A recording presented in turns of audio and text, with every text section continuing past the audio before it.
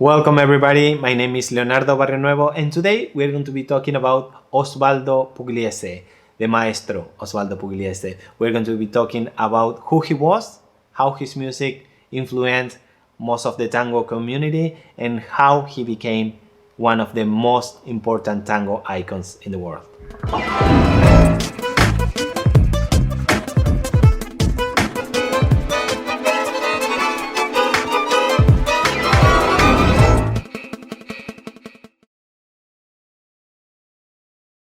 Okay, so before we begin, I would like to invite you, if you are new to the channel, please consider subscribing and activate the bell notification so you get notified every time we upload new content, classes, performances, chats about different orchestras, so activate the bell.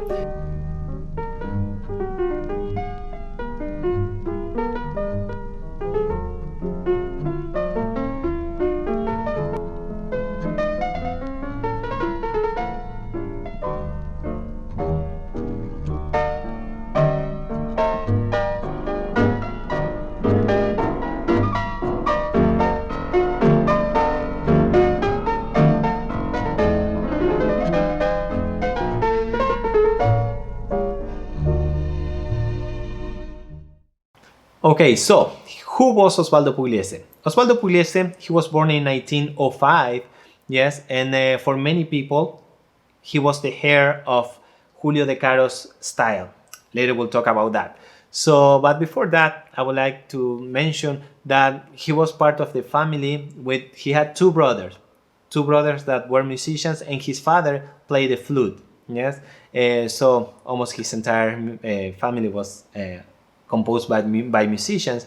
So he started playing the violin at first, yes, but once he was around 11 years old and he came back to his house and his father had a piano for him, and the excuse was that his father said to him, "I don't want another violin player in my family."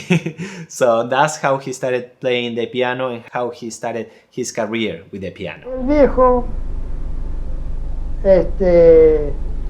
nunca le gustaba que yo tocara el violín. Tenés un hermano mayor que toca el violín y tu otro hermano también toca el violín. ¿Para qué te querés tocar el violín? So he started playing professionally at the age of 14, and he started playing in a bar called La Chancha. If you know Buenos Aires, it's in Juan B. Justo and Córdoba, actually, today, yes? And later, in 1924, he composed one of the most important tango of all, Recuerdo, yes? And the way he composed Recuerdo was going to play at this bar, La Chancha, and he started composing it in the train on his way to work, yes? And he started playing actually there at that bar. He started playing Recuerdo, yes? And of course it wasn't famous yet, but later Julio De Caro played, and that was in 1926, 2 years later after he composed that song. Julio De Caro played Recuerdo and it became very, very famous. Lo terminé en el año 1924 y comenzó a hacerlo, no porque sea una sinfonía, nada por el estilo, esa ocurrencia que uno tiene. Yo tocaba en un café en la calle Rivera y Godoy Cruz, a una cuadra del Arroyo Maldonado.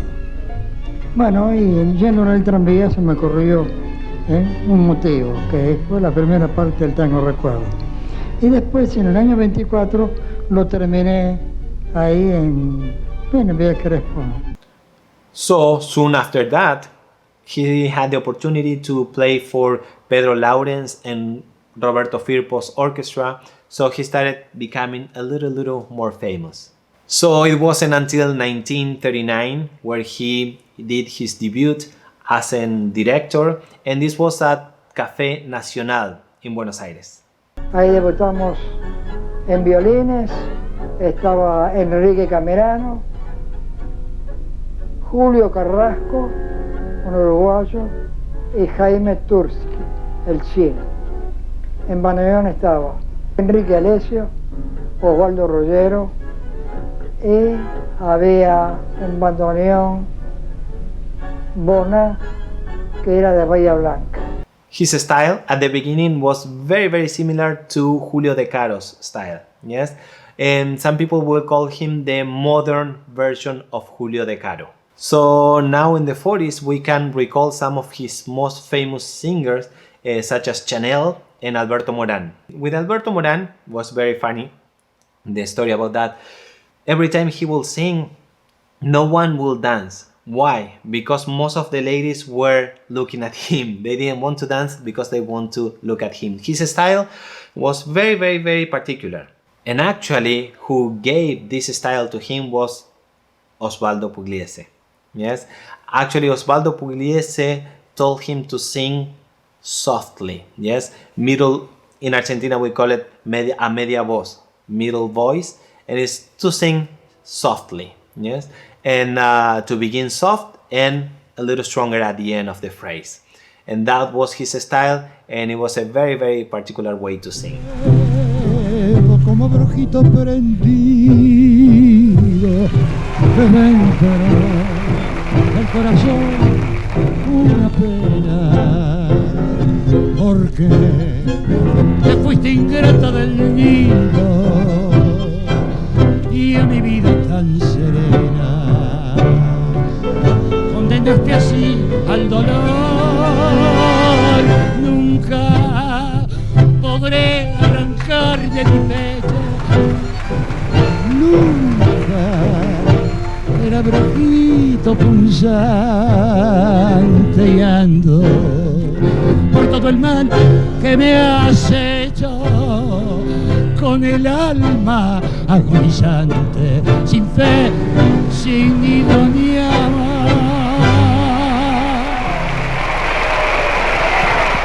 That way you can see how Osvaldo Pugliese was such a genius about everything, not only music, also about singers and the way that the audience will receive that. So later, in 1946, he composed La Yumba, one of the most iconic songs. Actually, we, with Miriam, we dance La Yumba. It's one of our new routines. And it's a very famous song from Pugliese. And that's when he started shaping his own style. And it's called La Yumba because that's how he called this song, because he will always hum the beat. And every time he will compose, he will write, he will say Yumba, Yumba, Yumba. And he will accompany the different notes with that. So if you hear La Yumba, you can tell why it's called La Yumba, because of the Yumba.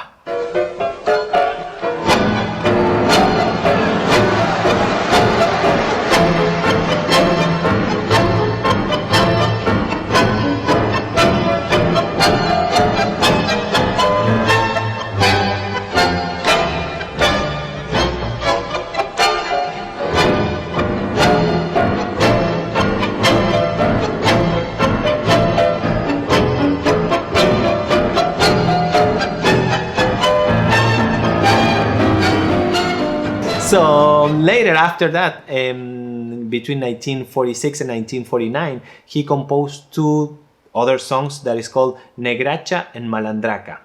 That way he wrapped his style. He finished shaping his own style. Yes, and after that is the Pugliese that we all know. You can recognize his style after 2 seconds he started playing. Very different than many other orchestras, even different than Julio De Caro's. Some people will say it's similar, but Pugliese is much more authentic, has much more personality than De Caro. De Caro is very elegant, we love dancing to the Julio De Caro, but Pugliese brought to that music another character.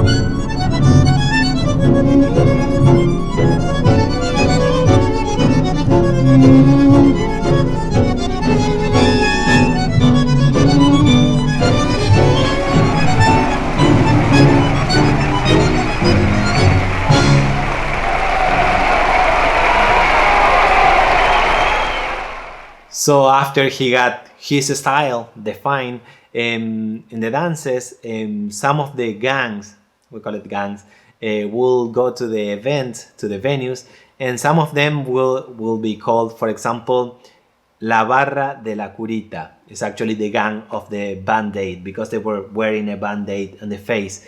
Some other gangs will be called, for example, Las Mis Puglieses, so they will love him very, very much. And another one will be called Los Divitos because of the shape of their suit. Yeah, they were all using the same shape of suit. And he was very, very, very popular, you can tell by that. So his popularity was growing and growing and growing, but sadly, the militaries will start prosecuting him. He was part of the Communism Party, and that's why he got prosecuted. At that time, Juan Domingo Perón was the president, and the militaries were on top of the country. So, and they didn't allow that kind of mentality in the country.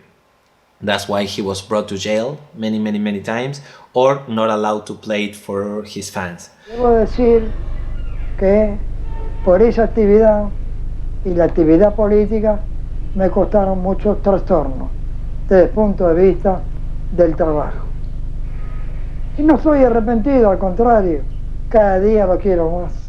The orchestra, in order to honor him, kept playing, and they will place a flower, a carnation, on top of the piano keyboard to honor him while he was away. Also, during the soccer games in the fields, the fans will release balloons with the saying "El tango está preso," which means the tango is in jail. Yes, that way you can tell how much the people loved him very, very, very, very much. Thankfully, and after all this passed, in 1956 he came back to the stages, and he came back stronger than ever.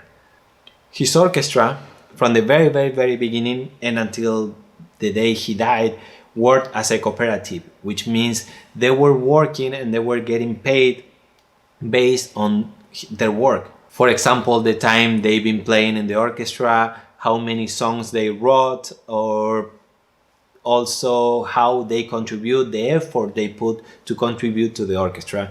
That will give them more or less money. Even at that moment, one of his main bandoneon players, Ruggiero, at that moment, was actually getting paid more than Pugliese itself.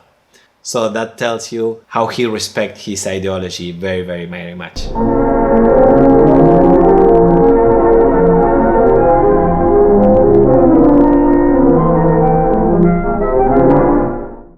In 1958 and 1959, Victor Lavallén, bandoneon player, and Julian Plaza joined the orchestra.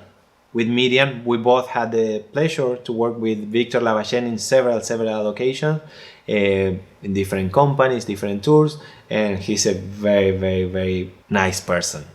Even though he was playing for Pugliese in the 50s, he's still alive, he's still playing, he's still touring. Actually, one or 2 years ago, we were working with him in Vermont. It's a bandoneon festival that Héctor del Curto is conducting. Later we'll talk about Héctor del Curto, another famous bandoneon player who was working also with Osvaldo Pugliese. Later we'll get there. So they joined the orchestra in 1958 and 1959. But 10 years later, after that, 1968, 6 musicians of the orchestra left the band to create their own orchestra, their own sexteto, which is called Sexteto Tango at that moment. Pugliese, without hesitation, put together a newer orchestra, yes, and that was in the 68, 69. He put a new orchestra calling different musicians. These musicians were what today we'll call more apiazolados, yes. They had a little more like modern style for that era. Some of those musicians, the new musicians, were Daniel Vinelli. We also worked several times with him. Very, very nice guy, very humble, and he's still touring around the world, doing what he loved the most, playing the bandoneon.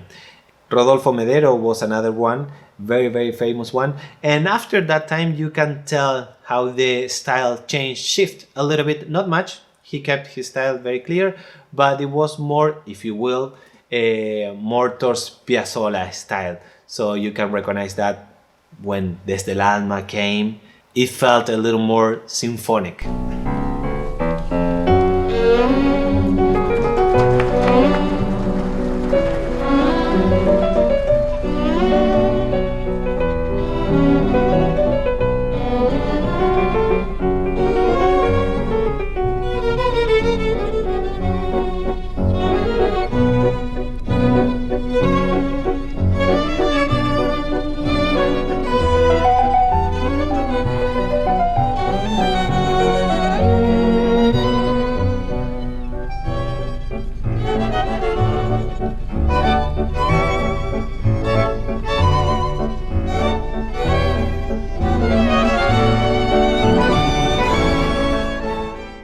So between the 75 and 79, different musicians came, and such as Cicediani, Lisandro Adrover. Actually, Lisandro Adrover played like for 4 years, and later was replaced by Roberto Alvarez, which has Color Tango. You probably know Color Tango, and Roberto Alvarez as well.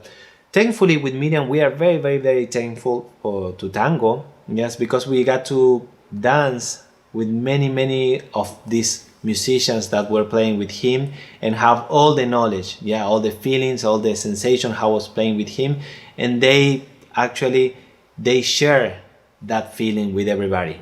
So we feel very thankful for that. And after many years of the people chanting from the audience Al Colón, which means to the Colón Theater, everybody was wishing that he will play at the Teatro Colón, and actually his mom will always wish him, will tell him, you should play at Teatro Colón, one of the biggest theaters in the entire world, and it's located in Buenos Aires. So for his 80th birthday, they celebrated him with a show with himself and the entire orchestra. All musicians, newer musicians in the orchestras, they all got together to do a massive show at Teatro Colón. So finally that time came true. Everybody chanting Al Colón was a reality.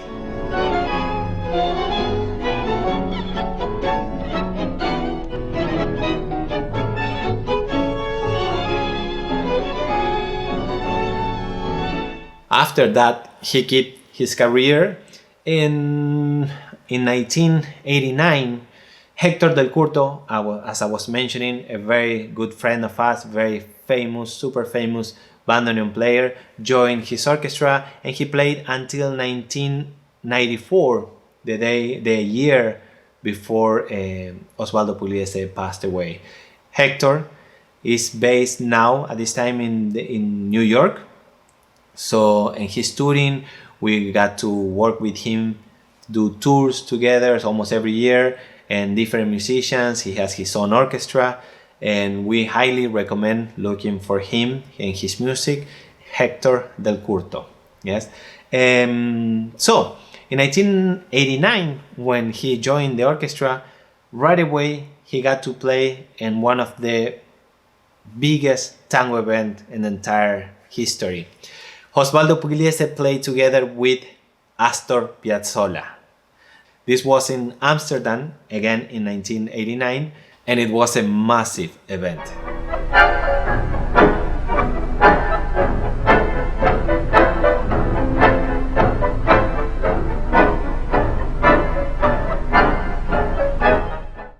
So that was one of the biggest events, and actually it was in 1989, as I was mentioning, not long ago, and being able to see the maestro at that moment for those people must be incredible.